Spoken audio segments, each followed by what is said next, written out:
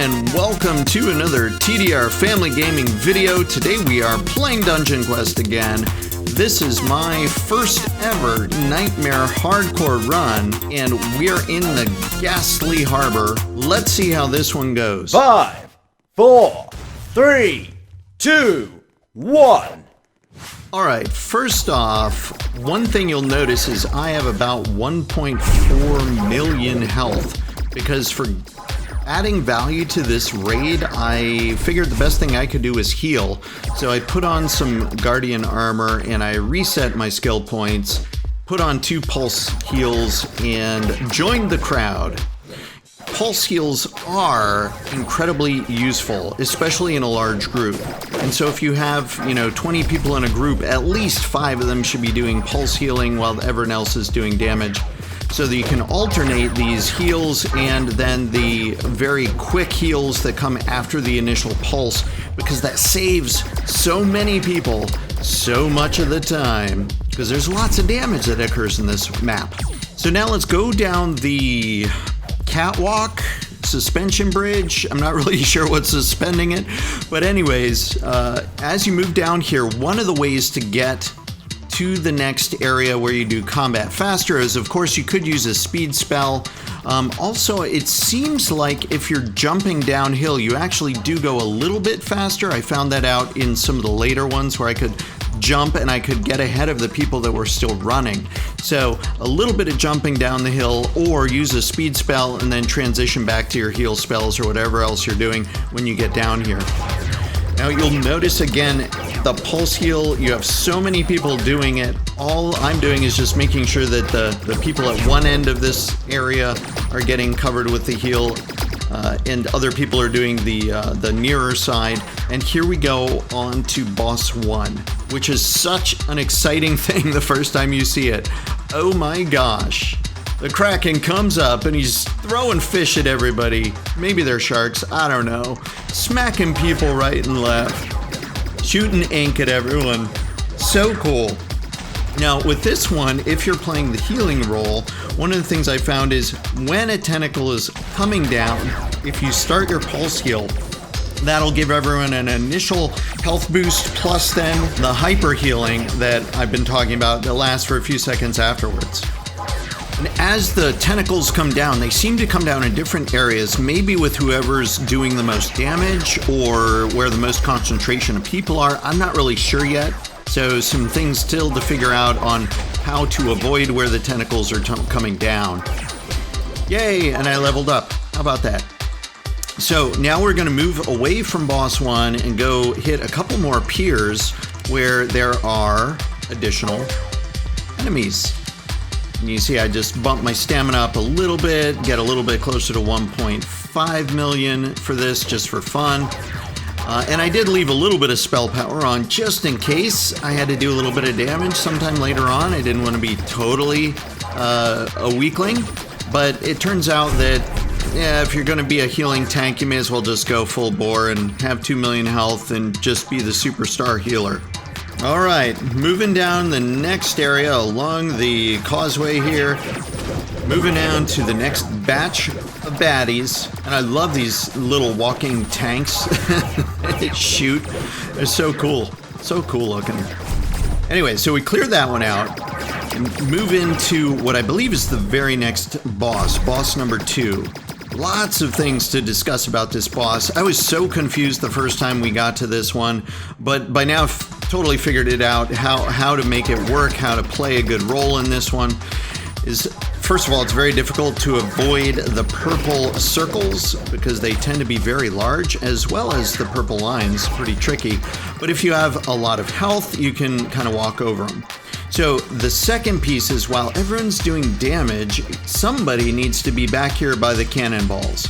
Now for this particular run, there were 2 of us back here, so I grabbed a cannonball when the blue circle lit it up, and so did somebody with a speed spell, which is a great idea.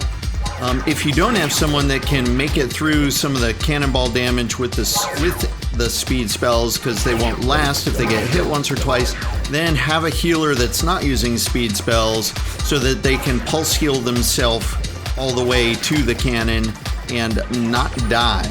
because that's how you get the boss to back onto the dock to do damage.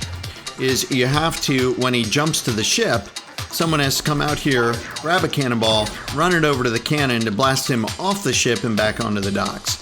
Really cool mechanic there, and if you don't know, you're really confused for a while. So, pay attention on boss 2, tricky, have everyone up there with damage except for the one guy who's going to do either speed running the cannonballs or double healing as he runs with a cannonball when needed. Luckily, we only needed it once in that run. So this one, it's a little tricky to do when you split your group, because some people come down this dock to get these guys, but you'll see behind me there's also the next group, which is in front of where we want to go. And there's some people doing that. So you just want to make sure if you are in a large group that you've got some of the healers going down each way on this area. So some of them come down that dock and some of them are moving it up to the next area here and continue healing the people that are doing the damage in this last batch before the next wave. Okay, so as soon as this wave gets complete, the fish disappear and we can move on. There we go, fish are done. You jump down the chain, which is connecting us to the final island. Now there's just a little outpost here. You can see some people started running up the hill there to get to the final boss. Not sure what the point of getting there early is, because you don't want to actually go into the final boss early. But you finish this last group off, and then some people do jumps up the hill, which you'll see as I'm running up the main pathway here. You'll see, oh, there's actually kind of a shortcut. People jump up the hill. That's a good time saver if you want to make it up the hill a little faster. This also, if you're pressed for time, is a great place to put your speed spells on. So as we get up here to the final boss, this sea serpent, holy smokes, 269 billion health. Now this one is tricky. You don't go in until the whole group is there, because otherwise there's this massive green poison just covers everything on the island and everyone else will die very quickly. All right, now this boss has several different attacks. You can see there are the spokes that come out from the two little cracks in the wood on each side of him, and then I think they alternate. He also does this breath, which does mega damage, and it pulses on the ground a bright red square where he's going to shoot his health.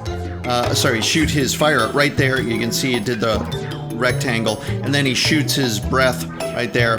So as you're killing the sea serpent, you may need to dodge those unless you have, like we did, massive amounts of people that have pulse heals. So you can just kind of stand in front of him, do your damage, have people alternate pulse heals so that you're constantly healing and constantly hyper healing, and you can probably survive in that case. Whew, down to 50 billion. And it's almost done. He's doing one more big breath. He's doing his green circle shots. Then he's doing his spokes. Then I believe another spoke. And have we got him? There's the spoke. There's the breath is about to come out, but he's done. There goes Gyarados. And what did we get after defeating Gyarados? Well, we got 6 blueberries. I guess they're called Void Spheres. And I think I've gotten a couple other things. Some things have been gifted, but we got the Void Spheres. And then in the Insane runs, we got some dual toxic daggers. I also got gifted some items from 1UpDom, who told me about this raid.